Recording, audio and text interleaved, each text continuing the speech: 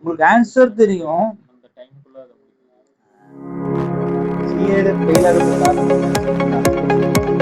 எல்லாத்துக்கும் ஆன்சர் தெரியும், டைம் பிடிக்க முடியாது. அப்போ practice, that is called practice. Come to the point, illustration 8. The most of the students should not so most of the students forget to write the formula. So don't forget to write the formula. First of all, when you are writing illustration 8 or anything, you have to write the formula first, and don't follow the book as it is. புக்ல அப்படி இருக்குன்னா அதை அப்படி எழுதிடாதீங்க. You should create in your own way. You have one style வச்சுக்கோங்க. But அந்த style வந்து originality நீங்க என்ன செய்யக்கூடாது, சேஞ்ச் பண்ணக்கூடாது. அதான் அந்த கான்செப்ட். இல்லஸ்ட்ரேஷன் 8 போறோம். Sales minus variable cost is equal to contribution minus fixed cost is equal to net income, L and M.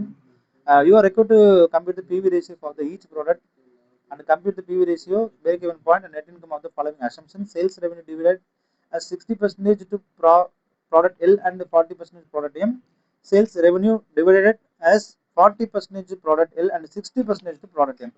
First வந்து சேல்ஸ் ரெவன்யூ என்ன செய்யறான், 60-40 பண்றான். 60 இதுக்கு அதுக்கு 40, அல்லது அதுக்கு 40 இதுக்கு 60 சொல்றான். பட் இது குழப்பமெல்லாம் கிடையாது, ரொம்ப ரொம்ப ஈஸியான. இது எல்லாருமே பார்க்கலாம். அப்போ அவனே சொல்லிட்ட contribution divide by sales into 100, CS into 100. What is CA? 18,000 divide by 60,000 into 100 இல்லைங்களா? இப்போ 18,000 டிவைட் பை 60,000 இன்டு 100 போட்டால் ஆன்சர்ஸ் பக்கா வந்து 30%. அதுல எந்த ஒரு மனக்குழப்பமும் உங்களுக்கு இல்லை. இதே தான் ப்ராடக்ட் எம்முக்கும் போட்டால் வந்துடுது, டோட்டலாகவும் வந்துடுது. ஸோ ப்ராடக்ட் எம்முக்கு எல்லுக்கு டோட்டலில் வந்துருச்சு. இது சொல்யூஷனான்னு கேட்டால் இது இல்லை. சொல்யூஷனே அவன் கொடுத்துட்டான், புரியுதுங்களா இல்லையா? இதுவும் அவன் அவனதுலேயே கொடுத்துக்கிறான், கொஸ்டின் இல்லை. பட் நீங்கள் என்ன கேட்குறீங்கன்னா, sales revenue divided, sales revenue divided, what is your sales revenue? அதான் கேள்வி. சேல்ஸ் ரெவன்யூ டிவைடட், இதுதான் டோட்டல் தான் எடுத்துக்கணும். அப்போ எல்லாம் என்ன செஞ்சுறீங்க, 60,000 போய் 40 எடுத்துக்கூடாது, டோட்டல் தான் எடுக்கணும். அப்போ கை எங்கே தான் நீங்கள் வைக்கணும், டோட்டல்ல 60-40. அப்போ 16 எவ்வளவு, 12, 16, 72, 12, 48.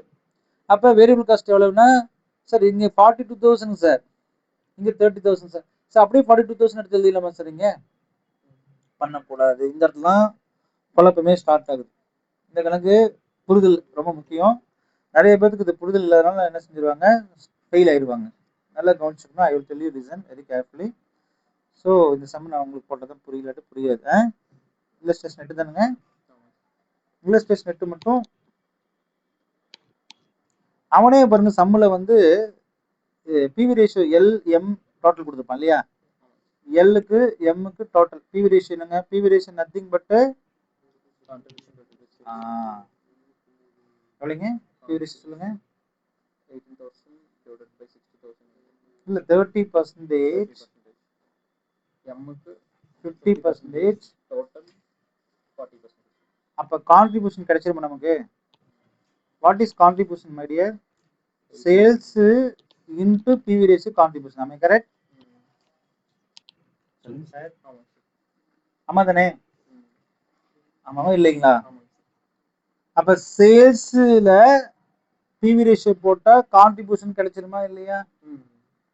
இப்ப ஓல்டு சேல்ஸ் விட்டுறணும், ஏன்னா ஓல்டு சேல்ஸ் வந்து அவனே கொடுத்துட்டான் 60-60 இல்லையா? சொல்லுங்க. ஆனா இப்ப வர சேல்ஸ் என்னது, 72. எப்படி 72 வந்துச்சு?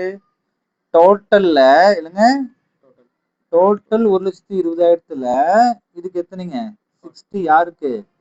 எல்லுக்கு. எம்முக்கு எவ்வளவுங்க, 40. ஆமாவா இல்லைங்களா?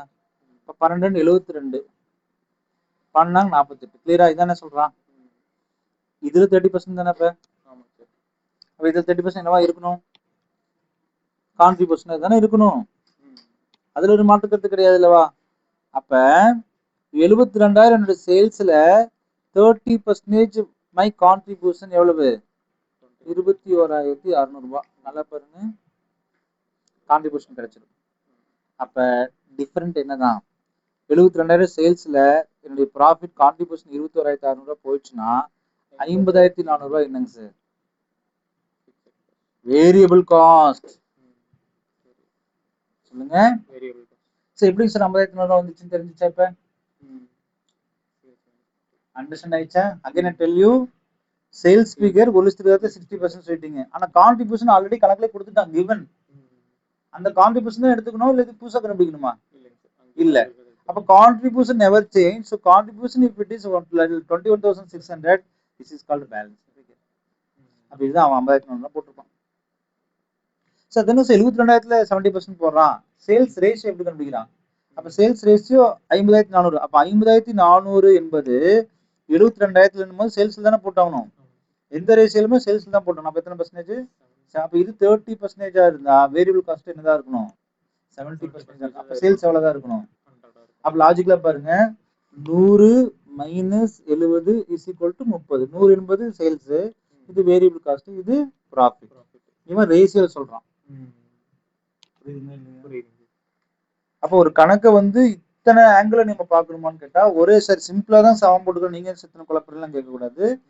First analyse the sum. First of all எப்படி எப்படிலாம் எடுத்துக்கிறான், என்னென்ன ஆங்கிள் எடுத்துக்கிறான், எதனால 70% போட்டான் அப்படின்றது எல்லா ஆங்கிளும் எடுத்து பார்த்துக்கணும். So what is PV ratio? 30%. இப்போ எடுத்து பார்த்தோம்னா என்ன செய்யும்? PV ratio 30%. இப்பயும் 30% தான் வரணும், முன்னாலேயும் 30% தான் இருந்துச்சு. அலோகேட் பண்ணும்போது the same concept applied for. இப்போ டோட்டலாக பார்க்கும்போது உங்களுடைய ப்ராஃபிட் என்ன ஆகும்?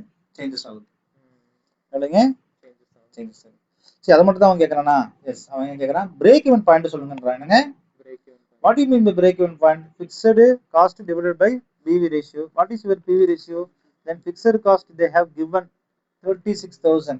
சார் திங்க சார் 36,000 கொடுத்துக்கிறாங்க, இங்கே கொடுத்துக்கிறோம். அப்போ 36,000 என்ன செய்யல, சேஞ்சஸ் ஆகலை. ஸோ 36,000 போடுறச்சா உங்களுக்கு என்ன ஆயிடுச்சுங்க? வந்துச்சு இல்லையா? அப்போ what is your net income? 9,600. அப்போ 36,000 டிவைட் பை 38% போட்டீங்கன்னா உங்களுடைய பிரேக் ஈவன் சேல்ஸ்னா நீங்கள் 94,737 யூனிட் நீங்கள் ப்ரொடியூஸ் பண்ணீங்க அப்படின்னா you will get a break even. The same will be applied. இப்போ வந்து 40% 60% மிக்சிங் போட்டீங்கன்னா என்ன ஆகும்னு பார்க்குறோம். அதில் 60-40 மிக்சிங் போடும்போது உங்களுக்கு எவ்வளோ வந்துச்சு? உங்களுக்கு லாபம் 9,600 வந்தது நெட் இன்கம் இல்லைங்களா? அதே இதை மாற்றி பார்த்தீங்கன்னா 40 காம்பினேஷன் நம்ம மாற்றி பார்த்தா எங்கே வருது ப்ராஃபிட்? நமக்கு 14,400 வருது. அதே மாதிரி பிரேக் ஈவன் சேல்ஸ் 85,000 பண்ணாவே நமக்கு என்ன செஞ்சலாம் எடுக்கலாம். அப்போ எந்த பிஸ்னஸ் எந்த ஆப்ஷன் தான் பெஸ்ட்டாக சொல்லுவீங்க? இப்போ இந்த ப்ராடக்ட் எல்ல வந்து நம்ம வந்து 40%, ப்ராடக்ட் எம்ல 60% போட்டால் தான் நமக்கு என்ன கிடைக்கும்? பெனிஃபிட் கிடைக்குன்னு இன்னைக்கு டெசிஷன் மேக்கிங் கொடுக்குறீங்க. அப்போ இப்படி நீங்கள் எழுதிடாதீங்க. இப்போ நீங்கள் எழுதும் போது இதெல்லாம் கிளாரிட்டியாக எழுதணும். டைம் ஆனாலும் பரவாயில்ல, ஃபர்ஸ்ட் இந்த டைம் புரிஞ்சுக்கிறதுக்காக சொல்கிறேன். புரிஞ்சுட்டு நீங்கள் அதுக்கப்புறம் எக்ஸாம் போகும்போது ஃபாஸ்டஸ்ட் பண்ணிக்கணும். So this is very very ஈஸின்னு நினைக்காதீங்க. இது வந்து டெசிஷன் மேக்கிங். இன் ஃபியூச்சர்ஸில் நீங்கள் ஏதாச்சும் ஒரு விஷயத்தில் ஸ்டாக் ஒரு கொண்டு வந்தீங்கன்னா என்ன பெர்முடேஷன் காம்படேஷன், இதில் போடலாமா அதில் போடலாமா, இன்வெஸ்ட்மெண்ட் டெசிஷன் கூட இதில் யூட்டிலைஸ் பண்ணும், இதில் போடலாமா அதில் போடலாமான்னு. இது எல்லாமே ரொம்ப இன்வெஸ்ட்மெண்ட் டெசிஷன் மேக்கிங் தான் யூஸ்ஃபுல்லாக இருக்கும். That is called decision making, marginal costing. Understand ஆயிருக்கும்னு நினைக்கிறேன். இதெல்லாம் நீங்கள் ரசித்து படிக்கணும். அப்படி படிச்சீங்கன்னா தான் மார்க் வந்து லவ் இட் அண்ட் ஸ்டடி.